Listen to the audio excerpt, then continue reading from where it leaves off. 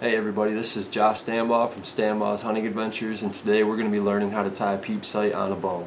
So if you guys could, please hit that like and subscribe button, and also hit that notification bell so every video we post gets sent right to you. Items needed in this video are going to be scissors, a lighter, and bow serving. The cool part about this is that you do not need a bow press to redo your peep, or you don't need a bow press to retie your peep. So as long as you keep some bow serving on you, any problems you have in the field with your peep, you can fix it within 10 minutes once you watch this video. So let's dive right in. Alright guys, so right here you're going to take your serving and you're going to run about 2 inches up into the corner where your two strings split. And then you're going to take that tag end and you're going to run it up towards the peep. And you can go ahead and start off with however much you want. Just don't go less than like 18 inches with this, because you're going to want some left over for the end. You want to start wrapping that around. Like I said, take that tag end up towards the peep and then go ahead and start wrapping that around. And every time you get to three loops, give it a good pull and keep tension on it always.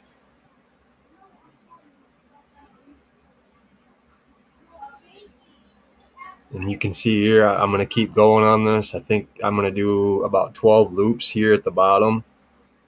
And like I said, every 3 times I'm gonna keep pulling. And right here, you're gonna go ahead and pull the tag end back after you do your 3 loops.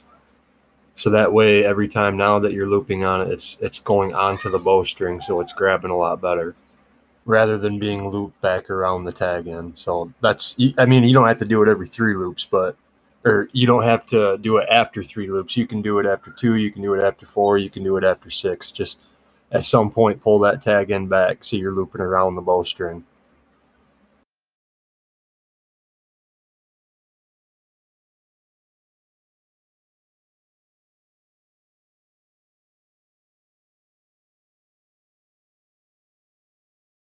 All right, now that we got 12 loops, we're going to pull it tight. And then this next step, we're going to take our long end, and now we're going to start running it through where the string splits. And we're going to go ahead and wrap around one side. I know the angle's tough right here, but in just a minute you'll be able to see it a lot better of what I'm talking about. Again, try to keep tension on it as much as you can. You can wedge it right into where the string splits here as well, so it'll hold it for you. But then after that first loop, you're going to have to pinch it in between the string and your thumb so you don't lose that tension like so. And keep running it through there. You can either butt it right up next to each other, your loops, so you can space it roughly a 1/16, as you can see here. And you're looking at doing about 6 to 8. And then you're going to do the same thing on the other side, but as you can see here, I'm on the top end. On the other side, I'm going to do the bottom end. So you're kind of crossing each other. Yeah, I probably have a little bit too much string, but I'd rather have more than not enough, because when you get to the end, if you ain't got enough, well, you're going to have to redo the whole thing and cut a whole new piece. So I'd rather just have more and leave it at that. So now on this part, you're going to go ahead and start wrapping it around your peep. Every peep should have a spot that you can wrap your serving around. So I wrap that around twice, and then on the half turn, I come back through on the bottom end of the other corner of the eye, like I said, crossing, and now I start looping that side. And I go ahead and wedge it in there with the peep so it won't move, and it keeps the tension on the other end. And I think here I do lose a little bit of slack, which is okay as long as you keep everything tight. And like I said, it's wedged there at the peep, so it wasn't hard tightening that back up. But if you do, and your pieces overlap or they get too close together, it's not what you wanted, you can take your finger, a toothpick, or something along those lines and go ahead and respace them back out as you're pulling on it.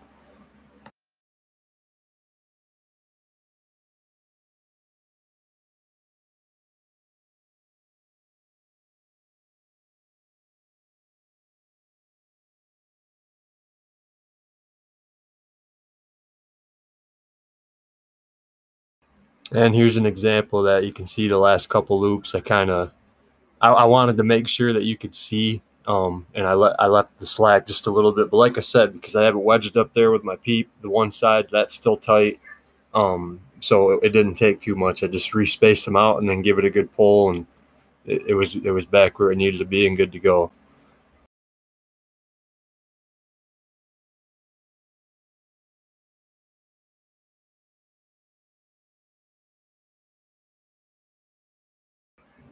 All right, now we're getting down to our final and last step. And what I do here is I go ahead and wrap around 6 times. And then once I get those 6 done, I go ahead and I take the string and I go on the opposite side of where I wrapped it. And then I create a loop. And the reason why I'm doing 6 wraps is because, well, you'll see in a minute, is because I'm going to do another 6 wraps, which will create the 12 altogether. But so I did my 3, pulled it tight, did my other 3, pulled it tight. Now I'm going to go ahead and make my loop. Like I said, you got to go on the opposite side of where you're looping around. So now you're going to take that long tag in and you're going to start running it inside, and you're going to create 6 more loops.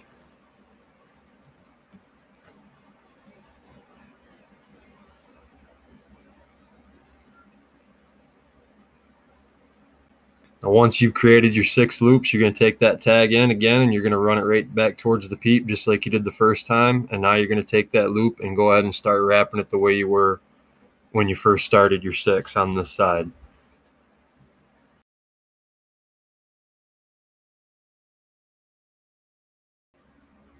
So now you should end up with a loop. And what you're going to do is take your tag in and you're going to start pulling on it. Keep tension with your thumb and your finger. And that's it. You just give it a good snug. Make sure you don't pull it too tight and break it.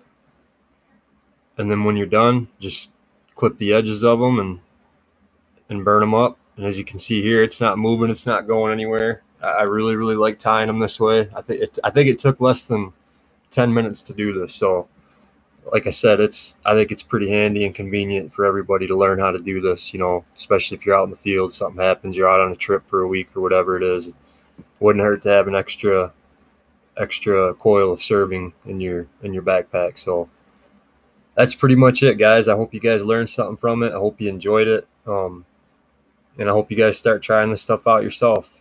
Don't forget to subscribe and like, and hopefully we'll see you guys next time. God bless.